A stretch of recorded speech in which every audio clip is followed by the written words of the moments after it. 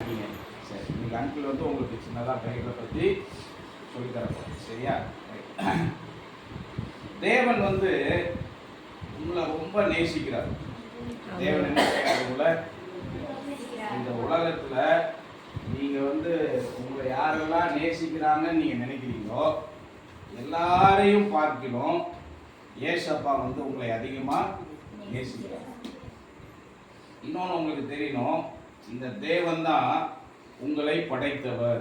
இந்த தேவன் தான் யாரு? சொல்லுங்க நல்லா சத்தமா, இந்த தேவன் யாரு? அப்ப நீங்க யாருக்கு சொந்தமானவங்க? யாரு நம்மை சிருஷ்டித்தாங்களோ, யாரு நம்மளை படைச்சிருக்காங்களோ அவங்களுக்கு நாம சொந்தமானவங்க. அப்படிதானே? இப்போ உங்க அம்மா அப்பாவுக்கு நீங்க முக்கியமா இல்லையா? முக்கியம். அப்போ தேவனுக்கு நீங்க முக்கியமா இல்லையா? ஏசப்பாவுக்கு நீங்க முக்கியமா இல்லையா? அப்போ ஏசப்பா உங்களை நேசிக்கிறாங்க, உங்களை அவர் தான் படைச்சிருக்கிறாரு.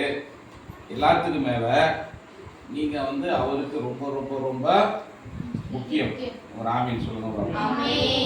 அப்போ தேவனுக்கு நீ ரொம்ப தேவை, தேவனுக்கு நீ ரொம்ப தேவை. அதனாலதான் அவர் உன்னை படைச்சிருக்கார். ஆனா நல்லா கவனிங்க,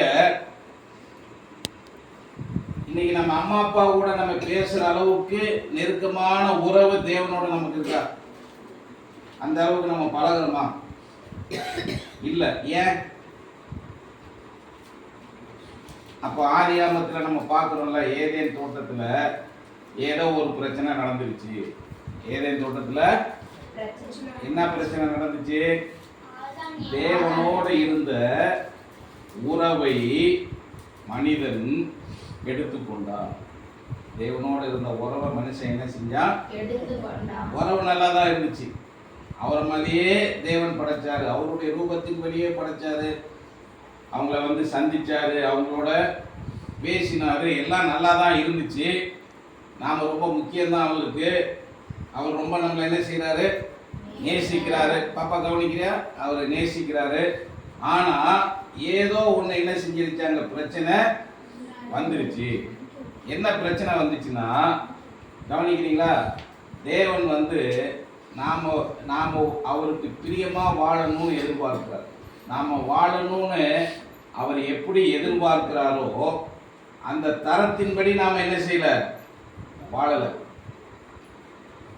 இப்போ டெய்லி வீட்டில் டிவி பார்க்குறீங்க, படம் பார்க்குறீங்க, எல்லாருக்கும் எப்படி வாழணும்னு ஆசையாக இருக்கு? அந்த படத்தில் வர ஹீரோ மாதிரி, ஹீரோயின் மாதிரி அவங்க நடிக்கிறாங்கன்னு நமக்கு நல்லா தெரியுது. அவங்க என்ன செய்யறாங்க? சொல்லுங்க. நல்லவங்க மாதிரி நடிக்கிறாங்க, அன்பா இருக்கிற மாதிரி, அழகா இருக்கிற மாதிரி. ஆனா நம்ம என்ன செய்யறோம்? அதை நம்புறோம். பார்க்கறத விடுங்க, அதை என்ன செய்யறோம்? நம்புறோம். அதன்படி நாமளும் வாழணும்னு என்ன செய்யறோம்? அப்படி கண்ணாடி முன்னாடி நின்று வலிச்சு வலிச்சு பார்க்குறோம். முகத்தை முடியெல்லாம் என்ன செய்யறோம்? சீவி சீவி. எதுக்கு? சொல்லுங்க. அவங்க நடிக்கிறாங்கன்னு நமக்கு தெரியுது, ஆனா அதன்படி வாழ்றதுக்கு நம்ம என்ன செய்யறோம்? ஆசைப்படுறோம். தேவன் நம்மை படைத்த நோக்கம் வேற, ஆனா மனிதன் விரும்பினது வேற. அவன் வாழ்ற விதம் வேற. அவன் தெரிந்தெடுத்தது இதுதான் என்ன செஞ்சிச்சுன்னா, ஆரம்பத்திலேயே தேவனுக்கும் மனிதனுக்கும் இடையில அந்த உறவை கெடுத்தது. ஏதோ ஒன்று என்ன செஞ்சிருச்சு? உறவை கெடுத்துருச்சு. அதை தான் நாம பாவம் என்று சொல்லுகிறோம். எதை நம்ம பாவம்னு சொல்றோம்? தேவனுக்கு பிடிக்காத ஒன்று செய்யறோம்ல.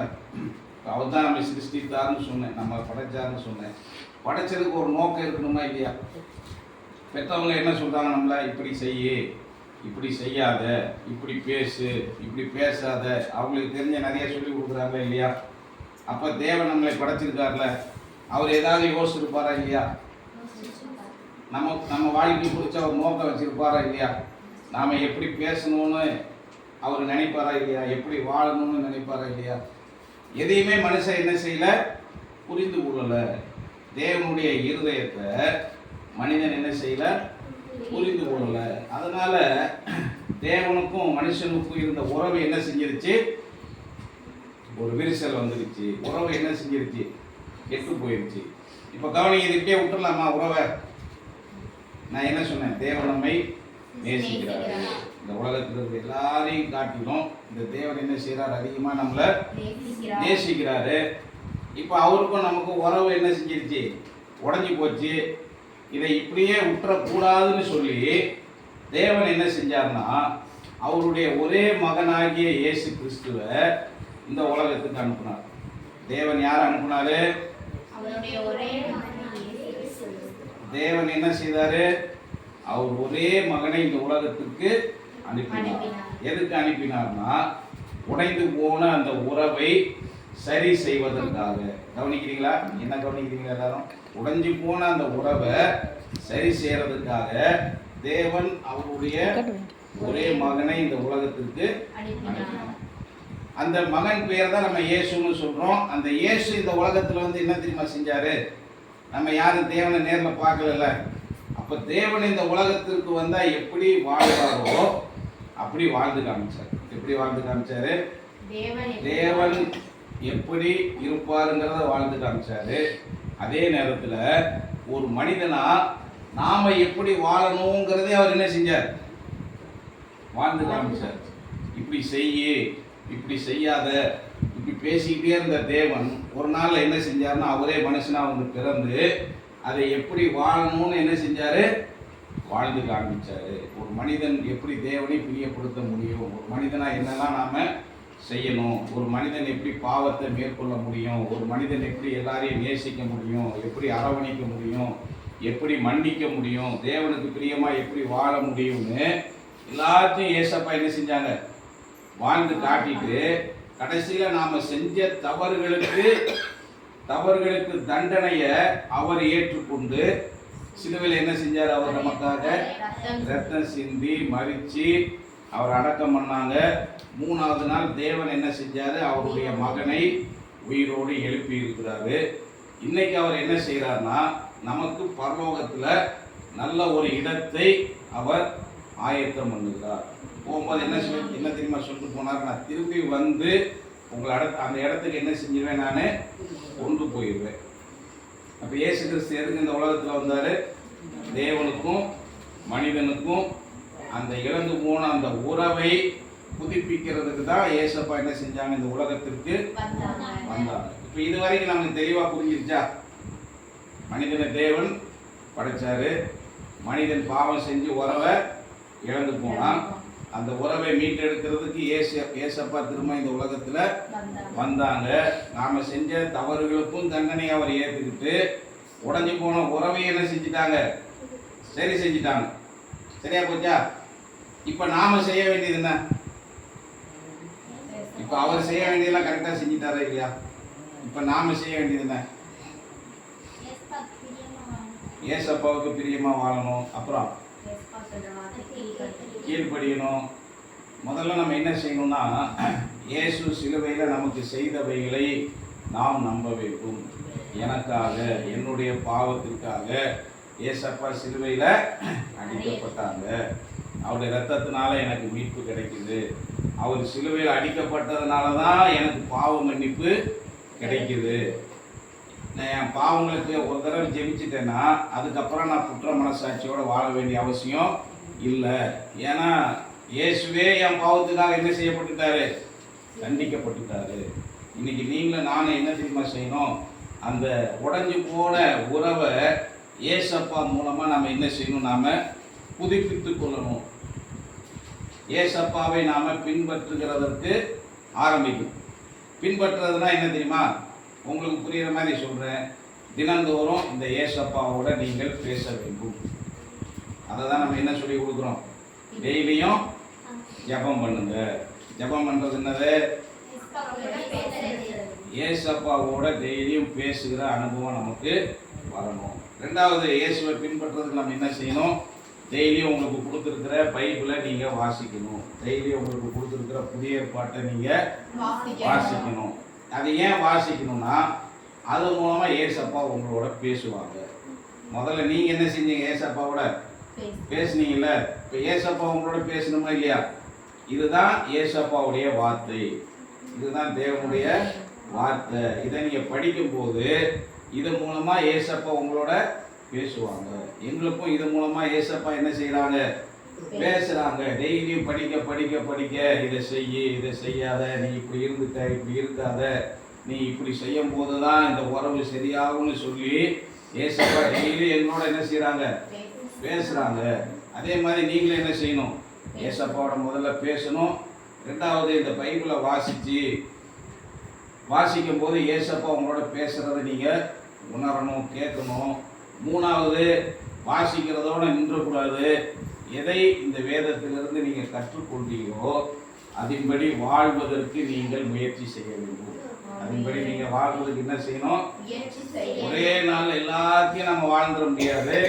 தினந்தோறும் படிக்க படிக்க படிக்க கொஞ்சம் கொஞ்சமா இந்த வேத வசனங்களுக்கு நாம என்ன செய்ய ஆரம்பிக்கணும்? நாம கீழ்ப்படிய ஆரம்பிக்கணும். இது செய்யறதுக்கு ரெடியா இருக்கீங்களா? உங்களுக்கு தெரிஞ்ச ஒரு பைபிள் சம்பவம் சொல்றேன். இளைய குமாரன் சம்பவம்.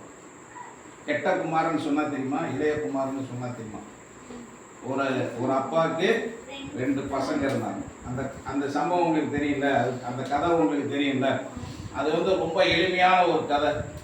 ஒரு அப்பாவுக்கு 2 பிள்ளைங்க இருக்காங்க. 2வது பையன் என்ன சொல்றான்? என் சொத்தை எனக்கு திருப்பி தாங்க, எனக்கு கொடுங்க அப்படின்னு சொல்லி அதை பிரித்து வாங்கிக்கிட்டு தூரமான ஒரு தேசத்துக்கு போய் எல்லா பணத்தையும் வீணடிச்சிட்டு கடைசியில் ஒன்றுமே இல்லாமல் பண்ணி மேய்க்கிறதுக்கு போயிட்டு சாப்பாட்டுக்கு வழி இல்லாமல் அங்கிருந்து யோசிக்கிறான். எங்கள் அப்பா வீட்டில் எல்லாரும் நல்லா இருக்காங்க, வேலைக்காரன் நல்லா இருக்கான், கூலிக்காரன் நல்லா இருக்கான், நான் ஒருவேளை சாப்பாட்டுக்கு கஷ்டப்படுறேன்னு சொல்லி அங்கிருந்து கிளம்பி வரான். எதுக்கு கிளம்பி வரான்? அப்பாவை பார்க்கறக்கா? அப்பா மேல இருக்க அன்புனால திரும்பி வரானா? எதுக்கு வரான்? மன்னிப்பு கேட்கறக்கா வரான்? ஒருவேளை சாப்பாடு எதுக்கு திரும்பி வரான்? ஐயோ, இங்க இருக்க வேலைக்காரன்லாம் நல்லா 3 நேரம் நல்லா வயிறு நிறைய சாப்பிட்டுட்டு இருக்கான், எனக்கு அங்கே பண்ணிக்கு போகிறது கூட ஒருத்தரும் கூலிக்காரனே நல்லா இருக்கான், எங்கள் வீட்டில் நான் இவ்வளோ கஷ்டப்படுறேனே, எங்கள் அப்பாட்ட போய் அவங்கள ஒருத்தனை நான் என்ன செஞ்சுக்கிறேன்? கூலி வேலை செஞ்சுக்கிட்டு சாப்பாடை சாப்பிட்டு இருந்துக்கிறேன்னு மனசில் நினச்சிட்டு என்ன செய்கிறான்? கிளம்பி வரான். அவங்க அப்பா இவன் எப்போ வருவான்னு காத்திருந்து ஓடி போய் அவனை அரவணைச்சி கட்டி பிடிச்சி முத்தம் கொடுத்து அவனை மகனாவே ஏற்றுக்கிட்டார். எப்படி ஏற்றுக்கிட்டாரு? இந்த சம்பவம் உங்களுக்கு நல்லா பாப்பா இங்கே கவனிக்கணும். இந்த சம்பவம் உங்களுக்கு நல்லா தெரியும்ல. அப்போ இந்த சம்பவத்திலிருந்து உங்களுக்கு என்ன புரியுது அதை மட்டும் சொல்லுங்க, நம்ம முடிக்க போகிறோம். தகப்பன் யாரை குறிக்குது? தேவனை குறிக்குது. தகப்பன் யாரை குறிக்குது? அந்த தேவன் எப்படிப்பட்டவராக இருக்கிறாரு? அந்த தகப்பன் எப்படிப்பட்டவராக இருக்கிறாரு? அன்பானவராக இருக்கிறாரா? கோபப்படுறவராக இருக்கிறாரா? விளக்கு மாத்து எடுத்து அடிக்கிறவராக இருக்கிறாரா? எப்படி இருக்கிறார் சொல்லுங்க? நேசிக்கிற ஒரு தகப்பனா இருக்கிறார். அப்புறம் வேற எப்படி இருக்கிறார்? என்னம்மா? பொறுமையா என்ன செஞ்சார்? மகன் திரும்பி வர வரைக்கும் காத்து இருந்தார். Very good. வேற அந்த அப்பா எப்படி இருந்தார்?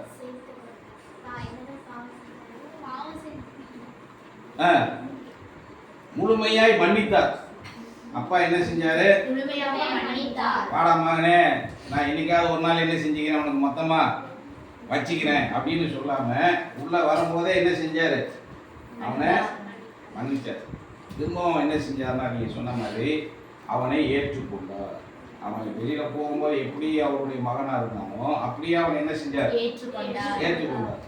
சரி, அந்த இளைய குமாரன், இளைய மகன் யாருக்கு அடையாளமா இருக்கிறான் சொல்லுங்க? அந்த கதையில நம்ம தான் என்னது? இளையகுமாரன். இளையகுமாரன் என்ன தப்பு செஞ்சான்? இளையகுமாரன் என்ன தப்பு செஞ்சான்? ஒரே ஒரு தப்பு தான் செஞ்சான். என்ன தெரியுமா செஞ்சான்? தவறான முடிவு எடுத்தான். என்ன செஞ்சான்? தவறான முடிவு எடுத்தான். நம்ம எடுக்கிறோமா? அப்பப்போ தேவனோடு இருக்கிற உறவை கெடுக்கிற மாதிரி எதையாவது ஒரு தப்பா என்ன செஞ்சிடும்? ஒரு முடிவை எடுத்துரும். அப்போ இந்த இளையகுமாரன் யாருக்கு அடையாளமா இருக்கிறார் சொல்லுங்க? நமக்கு அவர் என்ன செய்யறாரு? அடையாளமா இருக்கிறார். தப்பான முடிவு எடுக்கிறான், தகப்பனை விட்டு அவன் என்ன செய்யறான்? தூரமா போறான். தகப்பனை விட்டு என்ன செய்யறான்? என்னைக்கெல்லாம் நம்ம வந்து ஏசப்பாவோட பேசலையோ நம்ம என்ன செய்யறோம்? ஏசப்பாவுடைய சத்தத்தை நம்ம எப்பெல்லாம் கேட்கலையோ அப்ப என்ன செய்யறோம்? இதன்படி எப்பெல்லாம் வாழலையோ நம்ம என்ன செய்யறோம்? போறோமா இல்லையா? அப்ப இந்த இளையகுமாரன் யாருக்கு அடையாளமா இருக்கலாம்? சொல்லுங்க. அப்போ இந்த இந்த சம்பவத்துல தேவன் எப்படிப்பட்டவர்னா, நாம என்ன செய்தாலும் அவர் நம்மை நேசிக்கிறபடினால நாம திரும்பி வருகிறதை எதிர்நோக்கி காத்திருக்கிறார். அவர் என்ன எதிர்நோக்கி காத்திருக்கிறார்னா, என் மகன் திரும்ப என்கிட்ட வரணும், என் மகன் திரும்ப என்கிட்ட வரணும், வந்து என்ன செய்யணும்? நல்லா சாப்பிட்டுட்டு தூங்கணும். சொல்லுங்க. வந்து என்ன செய்யணும்? மனசார பேசணும். என் கூட ஏசப்பா என்ன எதிர்பார்க்குறாங்க அவங்ககிட்ட? மனசார பேசணும். வீட்டில் நீங்கள் மனசார பேசுனீங்கன்னா எல்லாம் காதை பொத்திக்கலாம். ஏன் இப்படி தோணுன்னு சொல்லுங்க. ஆனால் ஏசப்பா அப்படி சொல்ல மாட்டாங்க. நீங்கள் நிறையா பேசுனீங்கன்னா உங்களுக்கு வந்து ஏசப்பா வந்து உங்கள் மேலே ரொம்ப அன்பு ஜாஸ்தியாக இருக்கும். இப்போ நிறைய என்ன செய்வார்? நேசிப்பார். அதே நேரத்தில் பைபிள் என்ன செய்யணும்? நல்லா ஆமாம், நாம் பேசுறது மாத்திரம் இல்லை, ஏசப்பா என்ன சொல்லியிருக்காருங்கிறத என்ன செய்யணும்? நாம் கவனிக்க வேண்டும். மூணாவது என்ன செய்யணும்? பேசணும்னு சொன்னேன், கேட்கணும்னு சொன்னேன். அதன்படி நாம் என்ன செய்ய வேண்டும்? நாம் நடக்க வேண்டும். இதை நாம் செய்ய ஆரம்பிக்கும் போது இந்த உலகத்தில் தேவன் நம்மை எதற்காக படைத்தாரோ அந்த நோக்கம் நிறைவேறும். உடைந்து போன உறவை என்ன செஞ்சிடும்? சரியாயிடும். அப்போ இந்த சம்பவம் நமக்கு என்ன சொல்லி கொடுக்குதுன்னா, இயேசு நம்மோடு நல்ல ஒரு சொந்தக்காரர் மாதிரி இருக்க விரும்புகிறார், நம்மோடு உறவில் இருக்க விரும்புகிறாரு. நீங்கள் அவரோட பேசணும்னு அவர் எதிர்பார்க்கிறாரு, அவர் உங்களோட பேசணும்னு எதிர்பார்க்கிறாரு. உங்கள் வாழ்க்கையில் ஒரு நோக்கத்தை அவர், உங்கள் வாழ்க்கைக்கு ஒரு அர்த்தத்தை வச்சுருக்காரு, ஒரு நோக்கத்தை வச்சுருக்காரு. அது என்னன்னு கண்டுபிடிச்சி அதை நீங்கள் செயல்படுத்தணும்னு ஏசப்பா விரும்புகிறாங்க. நான் இதோட முடிக்கிறேன். எவ்வளோ பேருக்கு ஆசையாக இருக்குது ஏசப்பாவோட பேச, ஏசப்பா சொல்கிறத கேட்க, நம்ம வாழ்க்கையும் ஒரு அர்த்தமுள்ள வாழ்க்கையாக மாறி நிறைய பேருக்கு நம்முடைய வாழ்க்கை ஆசீர்வாதமாக இருக்கணும்னு யாரும் ஆசைப்படுறீங்க? முட்டி போடுங்க. உங்கள்கிட்ட நான் ஜெபிக்க போகிறேன். நம்ம ஜெபிச்சு பார்த்து மகிழ்ச்சியாக ஜெபிச்சு